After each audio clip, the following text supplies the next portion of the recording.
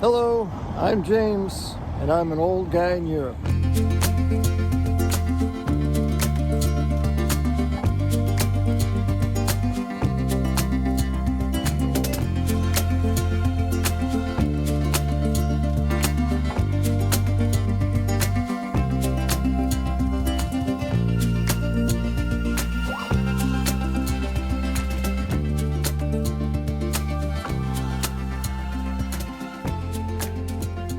Hello, and welcome to another episode of An Old Guy in Europe.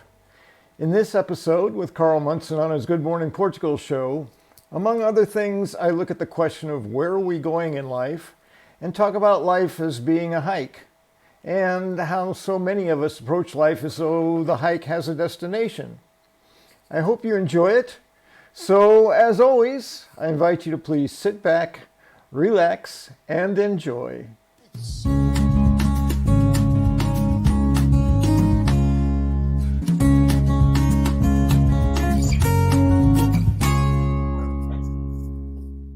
Welcoming him with an upward twang. We do like an upward twang in the morning, don't we? That last little note on your theme tune is beautiful, James. As are you this morning. How are you? I'm wonderful, thank you. Good. Your little stumble reminded me of Rodney Dangerfield. He had he was doing a bit in his act. A stand-up comedian, if people don't know who Rodney Dangerfield is. It's hilarious. And he was going to questions from the audience, and someone asked him if he spoke any language fluently. And, he was just speaking English, so it was just funny. It's no respect, that whole thing he does. It was a great question. Yes. Well, I love that guy. I mean, he's one of those comedians, isn't he, that only has to stand on the stage and people start laughing, right? He's got one of those. He's constantly putting himself down, which is a big part of his humor and his delivery. It takes a little getting used to. I didn't like him at the very first, but then he kind of grew on me. So anyway, he made it possible for Leslie Nielsen to come along, didn't he? I think. Okay, I don't know anything about him other than some of his stand-up, but that popped into my head. I might have to put a picture of his face up in just a moment, just to give everyone a laugh. How are you this week? What have you been up to? How's your weekend, first and foremost, before we find out what's been going on in that brilliant mind of yours? Well, it's always great, and I say that every time, but it's true. I went for a bit of a hike or a constitutional with a local British friend of mine yesterday. And we tend to drive places, get a little, not literally lost, but we don't know where we're headed. And we just find a place to get out of the car and walk. And yesterday we ended up in what looked like endless vineyards. And we spent about an hour walking through there, not really lost, but it's like, let's find the shortcut, which is always a bad idea. So we ended up, taking twice as long to get back to the car as it would have if we had just stayed on the road we knew we were supposed to take. But what fun is that? There's an insight into the human mind right there, though. Right? What I've experienced with that is when you're worried about if you're going to ever be discovered again, that bit always takes longer, doesn't it, than the journey. When you're walking somewhere and you don't know where you're going, or driving somewhere even. That in the mind appears longer, like images in the rearview mirror appearing smaller. The journey of the unknown feels longer than the return journey once you know it. And it's funny how the mind masters things, for better or for worse. Yes, I have a theory about that, because I go to, oftentimes I go when I'm wondering, I wonder why we do that. I go to survival. And I think the people who got lost and couldn't get back just died, right? So the people who procreated were the ones who had the capacity to remember how to get back. And so that's built into our DNA, and it comes much easier. Going back is much more familiar, so it's much easier to do that than to go into the unknown. So, I think we survived because those who had that capacity to figure out how to get back got back and had babies, right? Yeah. So. Yes, I'm so pleased to see you. I'm back. I made it. Let's make baby. Hey! And here is Rodney Here's Dangerfield. Rodney. I grabbed your tie. I don't get no respect. And that face, I don't know if he probably wasn't the first to do the zany face like that. Benny Hill had a way of doing that. Leslie Nielsen does that, doesn't he? The airplane guy.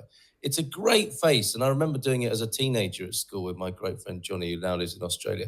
But we did we didn't know that's where it came from, or that was part of the lineage of the sort of goggle-eyed zany face. But there you go. You have to look at that, and you're cheered up. But I think you can raise his cheery face, with thoughts from the Redwoods today. I'm guessing. I mean, I'm assuming they're always optimistic, but that might not be the case, of course. Well, generally, and I spent some time thinking about what my endless thoughts, which is why this is a great title. But it was going to, we've talked about change your thoughts, change your reality, that kind of thing. But the question then comes into how do we change our thoughts? And I said, that might be something to talk about. But then, like the donuts, I got distracted and ended up going back to last week a little bit about this idea of settling, like feeling settled in Portugal. And there was a response. You said, and I had to write it down because it was so beautiful, said, I don't want the newness and the excitement and the beauty and the romance to end. And I said, yes, I totally related to that. And then I got to think that's not really what I meant by settled. So what did I really mean by settled was the question. Because settling, there's this sort of connotation of settling for less or not something not the best. And so as I thought about that, and just to complete the thought from last week, what I was talking about, that sense of feeling settled, and in this case, I was talking about being in Portugal, is just being more comfortable and relaxed and familiar with a sense of place, not complacent or finished in any way. And consistent with the idea of the relationship, it's like consciously working on a long-term relationship. Otherwise, we do get complacent. We do feel, we've arrived, we've got no work to do. And then the excitement and the freshness and the newness and all those things that we desire fade away. So this sense of settled is more about feeling relaxed and comfortable. And like I have a sense of place, here I am, as opposed to, I'm done, I can go take a nap on the couch now. Yeah, it's so true. And I've had this conversation with people over many decades now. And I think we live in an age of, where happiness is linked to excitement, isn't it? And extreme, emotional extremes or heightened emotions. And there is the state of equanimity and contentment, isn't there? Which sages and gurus would point us towards. And it's a similar sort of thing, isn't it? Contentment is such a beautiful thing, but it's kind of unusual and not really talked about too much because the marketing people, we all have an inner marketer. Don't get me wrong, I'm not singling out anyone in particular, but there is a sort of marketing tendency, isn't there, that's arisen in the industrial age to in order to motivate you to buy things, you have to be taught that you're not as good as you might be without them. That just seems to be the way the sales process might work. And we all do it. And in that process, perhaps in the industrial age, we've lost the basic contentment and equanimity and being settled in a good way. Because you're absolutely right. Settling came into relationship parlance, didn't it? Are you settling? Shame on you if you're settling. Or like you say, settling for less. So I'm a big fan of contentment, but there's not a lot to show for it, is there? No, and it's right on track for where I was headed with this sense of destination. People approaching life as a destination. There's always somewhere else to be rather than where we are. Hey, Hank, good to see you, buddy. Looking forward to them being here in a few weeks. Actually get to give them a hug. This is a really good example, though, isn't it? Because I'm sure Hank and Connie, a lot of their happiness, you could say, it would seem, rests on being here. And there is something to be remembered in the immigration journey as well, isn't there? That it's important to enjoy being where you are if you possibly can. And I know that's not always possible, because otherwise you're suspending your enjoyment of the now for a result in the future. I don't know if that's where you were going. Yes, well, and it's not even, well, it is a suspension, but it's almost this craving to go to the next place. Like where we are is never where we want to be. There's always somewhere to go, and it can be geographical, where most of us can relate. We wanted to get away from the United States or our previous country, whatever that is, or we just wanted to get to Portugal because that was in some way the Holy Land, the place to be. This is where I can sit on my couch and rest. For some, it would be, this is where I can start my adventure. I understand that as well. It can be all of that, but many people are trying to get somewhere else, to move onward. So we do that geographically, we do that emotionally. Happiness has gotten a lot of attention, that's the destination. I say it's not a destination because it's in us whenever we want to call it up. It's there. So it's not really a place to arrive, but we still approach it that way.